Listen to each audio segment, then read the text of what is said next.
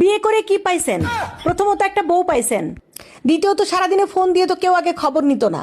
এখন হুটহাট ফোন দিয়ে একজন বলে, এই কোথায় তুমি, জলদি বাসায় আসো, তখন আপনার নিজেকে গুরুত্বপূর্ণ ব্যক্তি মনে হয়। তৃতীয়ত পাইছেন একজন রাঁধুনি, আপনার পছন্দের খাবারগুলো আপনার বউ মন মতো করে রান্না করে, মন্দ বলার কোনো সুযোগ নাই, তা না হলে খুন্তির মিষ্টি মিষ্টি বাড়ি খাবেন। তারপর পাইছেন বউ নামের একটা ওয়াশিং মেশিন, আপনার কাপড়গুলোও সে পরিষ্কার করে, আর আপনার উপর যদি কোনো রাগ অভিমান থাকে তাহলে আপনাকে মারবেও না, আপনাকে কষ্টও দিবে না।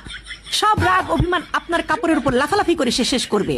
তার উপর বউ নামের একটা free free auto tape recorder পেয়ে গেছেন, আপনি তার কথা শুনবেন না জেনেও আপনাকে সে সবসময় অ্যাডভাইস দিতে থাকে। প্রতি সপ্তাহে খুব বড় সড়ো করে আপনাকে একটা বাজারের লিস্ট ধরিয়ে দেওয়া হয়, যাতে আপনি কম খরচে কিভাবে বেশি জিনিস কিনতে পারেন।